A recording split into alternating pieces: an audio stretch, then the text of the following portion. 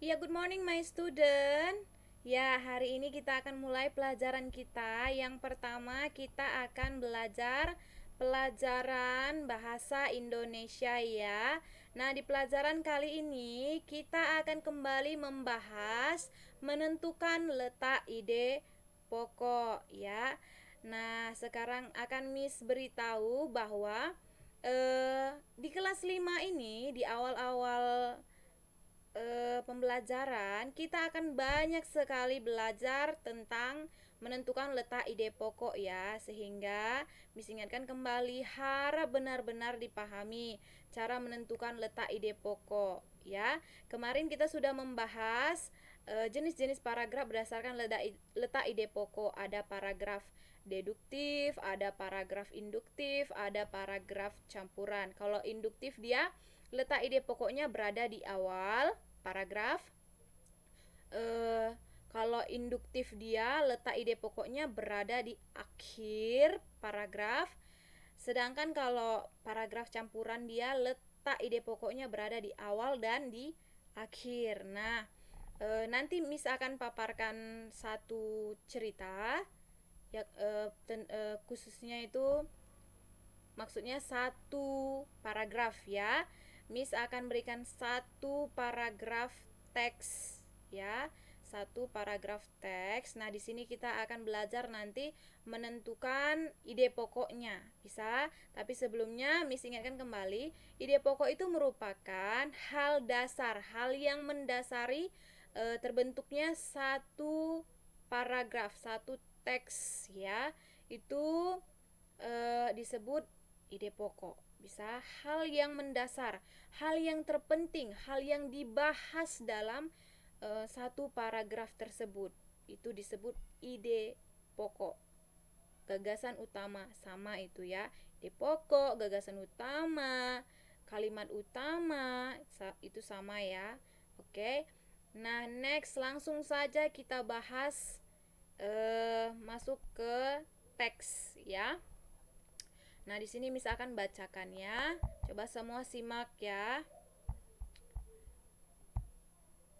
Menentukan ide pokok. Judulnya gotong royong modal dasar pembangunan. Gotong royong merupakan modal dasar bagi terciptanya suasana kemasyarakatan yang harmonis. Mengapa demikian? Karena dengan bergotong royong, masyarakat akan sering melakukan silaturahmi dan kerjasama, sehingga terjalinlah solidaritas. Seiring dengan munculnya rasa solidaritas inilah akan muncul juga rasa simpati dan simpati di antara masyarakat yang akan mempererat dan memperkuat hubungan antar masyarakat. Nah, di sini kita akan melihat ide pokoknya. Coba lihat di dalam paragraf ini. Nah, kemarin kita sudah bahas ide pokok biasanya berada di awal, kalau tidak berada di akhir, bisa juga berada di awal dan di akhir. Coba lihat mana paragraf yang kira-kira paling penting yang dibahas dalam teks ini. Coba kita lihat paragraf yang ada di dalam slide ya, khususnya kalimat pertama. Kalimat pertama berisi pengertian dari gotong royong. Kenapa pengertian? Karena di sini dimuat bahwa gotong royong merupakan, nah itu berarti dia membahas pengertian dari gotong royong. Nah, sedangkan lihat kalimat yang kedua, mulai dari mengapa demikian. Nah, ini sudah kelihatan ya bahwa mengapa demikian ini merupakan sambungan penjelasan.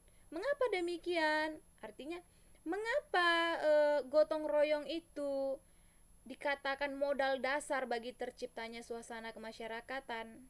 Nah, di sini sudah terlihat bahwa mengapa demikian atau kalimat kedua ini merupakan penjelasan dari kalimat pertama ya. Next, kita lihat kalimat ketiga mulai dari seiring. Seiring dengan munculnya rasa solidaritas inilah akan muncul juga rasa empati dan simpati di antara masyarakat, ya. Nah, ini juga merupakan kalimat penjelas. Penjelas apa? Penjelas dari kata gotong royong, ya, bisa. Karena apa? Karena rasa empati dan simpati ini merupakan salah satu dari kata harmonis. Dia masih serumpun ya, katanya masih sama, sama artinya, sama maknanya. Empati dan simpati itu menciptakan suasana yang harmonis. Jadi intinya atau maksudnya itu sama. Ya, jadi ini semua berpusat pada kata gotong royong. Jadi ide pokoknya bisa kita lihat di sini merupakan terdapat di kalimat pertama. Bisa ide pokoknya berada di kalimat pertama. Kenapa? Karena di kalimat pertama dia di situ menjelaskan pengertian dari gotong royong. Nah, selain itu kalimat kedua dan selanjutnya itu merupakan kalimat penjelas. Sampai di sini paham? Ini merupakan paragraf deduktif ya. Bisa. Nah, selanjutnya kita ada latihan. Nah, ini dia tadi ya, ide pokoknya dari paragraf pertama. Selanjutnya kita ada latihan. Ini ada 2 paragraf. Coba kalian tentukan ide pokok dari kedua paragraf ini ya. Paragraf kedua ini merupakan sambungan dari cerita yang kita tentukan tadi ide pokoknya ya. Ini paragraf, ada 2 paragraf. Coba tentukan di mana letak ide pokoknya. Tuliskan di buku latihanmu ya. Bisa? Oke. Cukup sekian pelajaran kita hari ini. Miss tunggu tugasnya di WhatsApp. Kerjakan dengan tulisan yang rapi. Bisa?